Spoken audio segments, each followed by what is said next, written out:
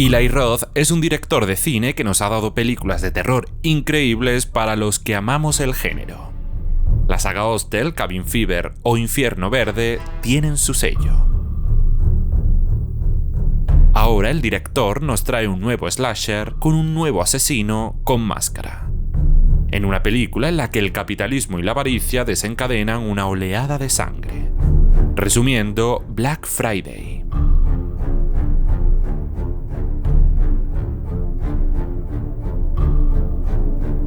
Estamos en la noche del Día de Acción de Gracias. El sheriff Eric Newlon llega a la casa de Mitt Collin y su esposa Amanda.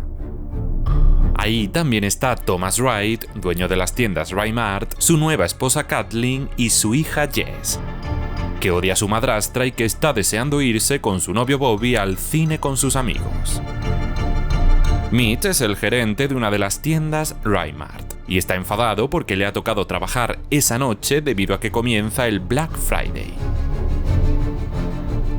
Frente a la tienda que dirige hay ya un montón de personas agolpadas deseando que abran para quedarse con las mejores ofertas. Jess y Bobby se van con sus amigos Evan, Gabby, Scuba y Julia para ir al cine a ver una película. Sin embargo, la cantidad de tráfico y que están justo enfrente de una de las tiendas del padre de Jess les hace hacer una pequeña paradita. Uno de los amigos de Jess necesita un teléfono nuevo, así que los 6 se cuelan por uno de los laterales de la tienda, siendo vistos por algunas personas de la primera fila. No contentos con haberse colado, Evan comienza a burlarse de las personas que están fuera, lo que provoca que la multitud enfadada se salte por completo al de seguridad y al sheriff para colarse en la tienda.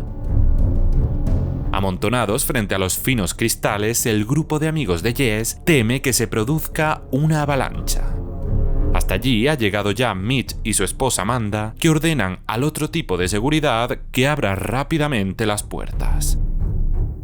Los cristales no aguantan y se rompen, y la multitud comienza a abrirse paso para pillar las mejores gangas sin reparar ni un segundo en a quién pisan o a quién empujan. Amanda muere por la pelea entre 2 señoras con su carrito y Mitch, devastado, se abraza a ella.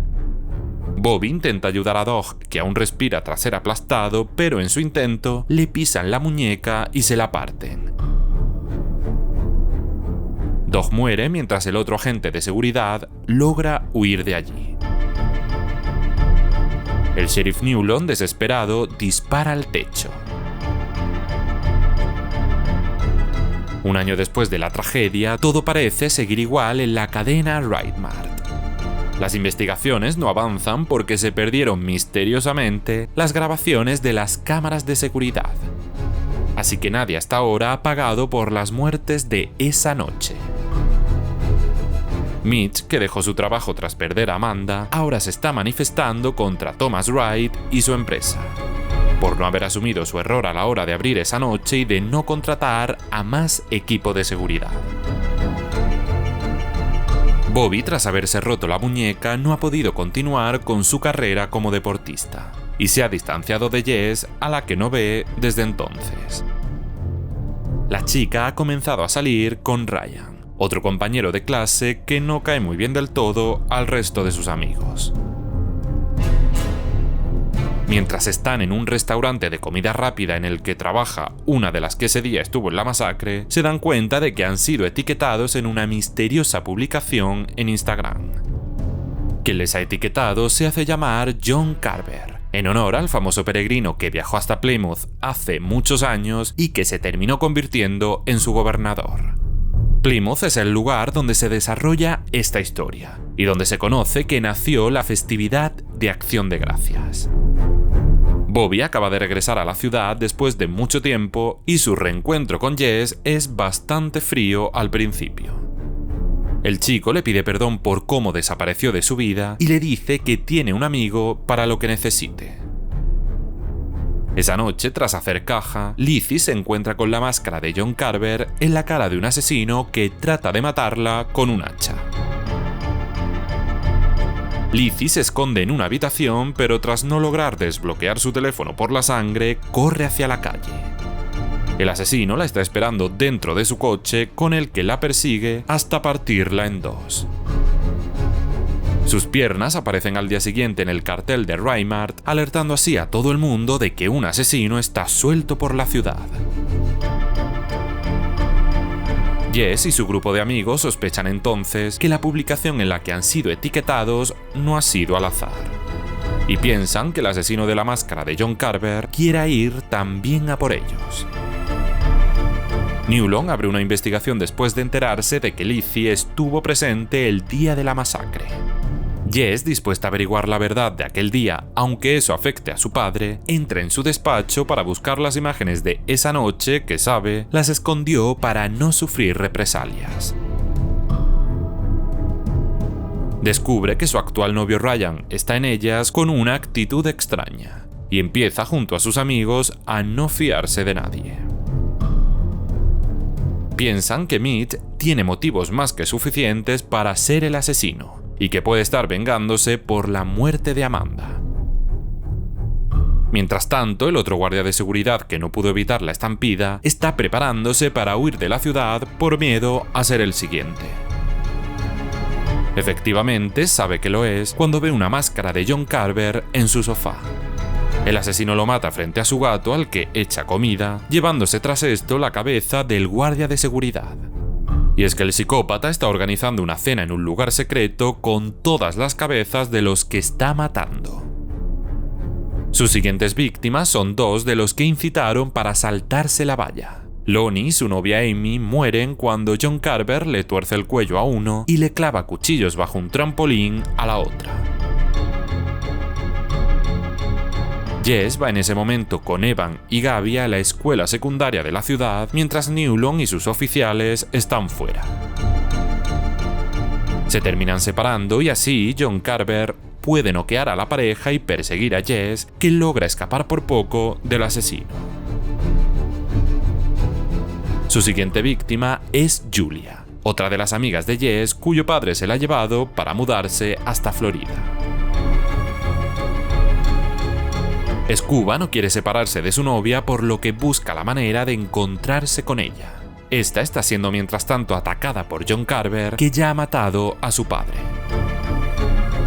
Cuando el asesino hace videollamada con Jess y Scuba para que vean cómo va a morir Julia, estos van directos hasta la casa de la chica y logran entrar en ella. Ahí se encuentran con el asesino y con Julia, a la que John Carver tira una motosierra que enciende. La chica muere en manos de su novio mientras Jess está en estado de shock. La policía, junto con Jess y su familia, piensan ahora si continuar o no con el desfile de Acción de Gracias de esa tarde. A pesar de que Kathleen se opone, Jess les dice que lo mejor es continuar como si nada e intentar atrapar al asesino durante el desfile. La policía monta un dispositivo en el que se ven varias máscaras de Carver. Esta vez el asesino va disfrazado de payaso y con su horrible máscara decapita a una de las mascotas del desfile y lanza bombas de humo que desorientan a la gente. Logra así secuestrar en el coche de policía a Scuba y a los Wright sin que nadie se dé cuenta. Kathleen se despierta en el sótano del asesino, siendo consciente de que está siendo preparada para ser horneada como un pavo. La mujer logra escapar y se va escondiendo del asesino por toda la casa, que finalmente logra dar con ella. Tras detenerla mientras huye por la puerta de la casa, la mete en el horno para que se cocine hasta morir. En el salón está Evan, Jess, Scuba, Julia y Thomas atados en una mesa donde están las cabezas de los asesinados.